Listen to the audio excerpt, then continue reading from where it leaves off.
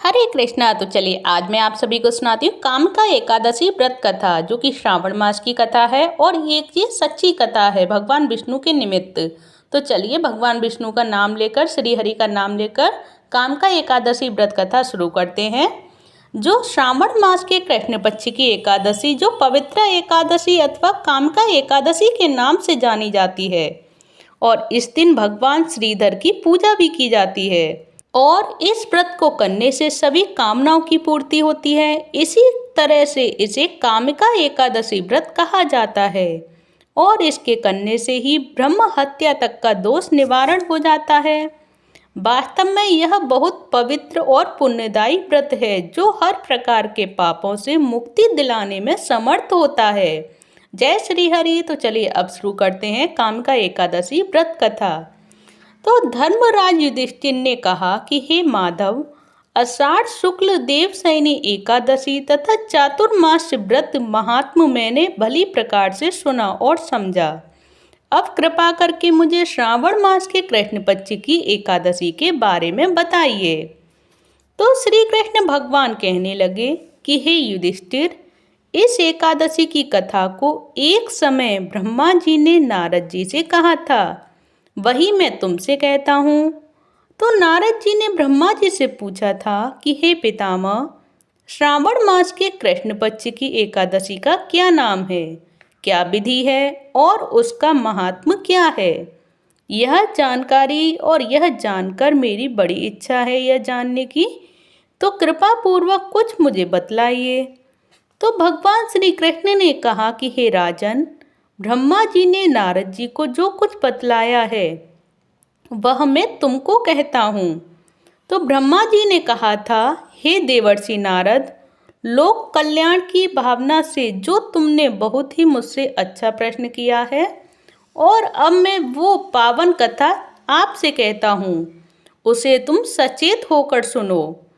तो श्रावण मास के कृष्ण पक्ष की इस एकादशी का नाम कामिका है और इसका दूसरा नाम, इस एकादशी का दूसरा ही नाम पवित्र एकादशी व्रत भी है।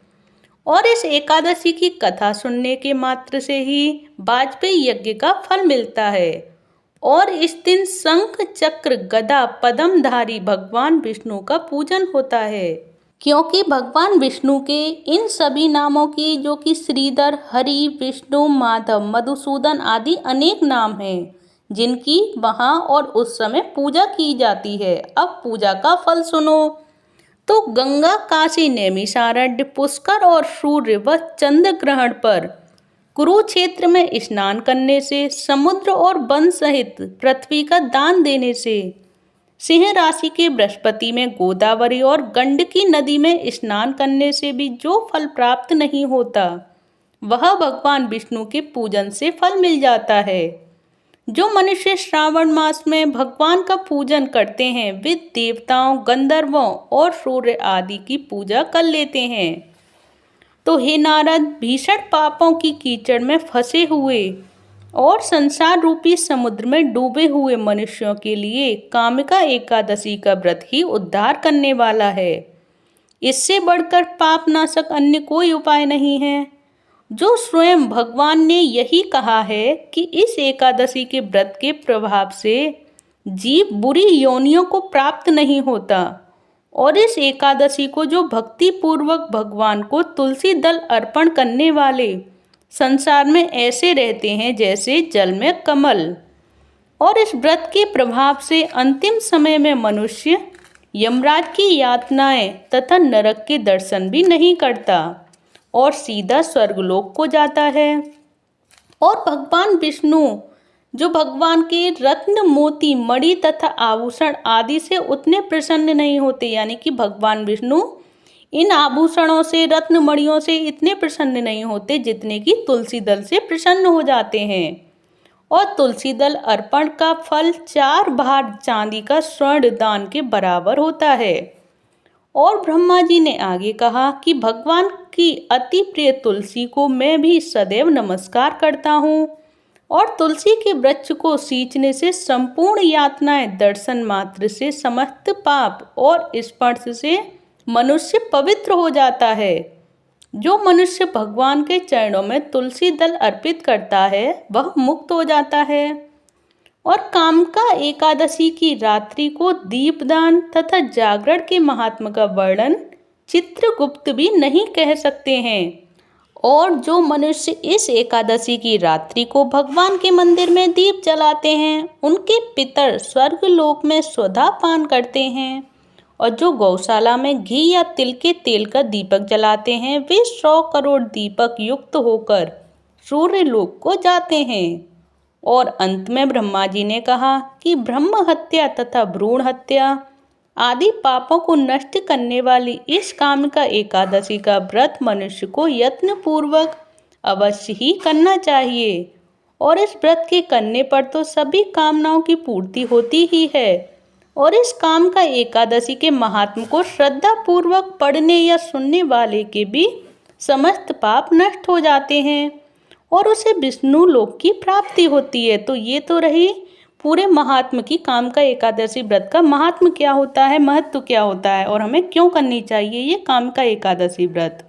अब इसी के संबंध में एक प्राचीन कथा भी प्रचलित है जो मैं आप सभी के लिए सुना रही हूँ। प्लीज़ कमेंट बॉक्स में जय श्री हरि जरूर लिखें। तो प्राचीन काल में किसी गांव में एक ठाकुर रहता था और एक दिन ठाकुर की एक ब्राह्मण से कहा सुनी हो गई और तकरार बढ़ने पर ब्राह्मण ठाकुर के हाथों से मारा गया। ब्राह्मण के मर जाने से ठाकुर को ब्रह्म हत्या का पाप सताने लगा उसे। तो ठाकुर ने गांव के ब्राह्मणों से ब्रह्म हत्या के पाप से छूटने का उपाय पूछा। तो ब्राह्मणों ने उसे कामिका एकादशी व्रत का करने की उसे सलाह दी। तो ठाकुर ने वैसा ही व्रत किया और रात्रि में जब वह भगवान की प्रतिमा के पास शयन कर रहा था तो स्वप्न में भगवान ने उसे दर्शन देकर उसे ब्रह्म हत्या के पाप से मुक्त कर दिया। ठाकुर ब्राह्मण की 13वीं करके ब्रह्म हत्या के पाप से मुक्त होकर विष्णु लोक को चला गया।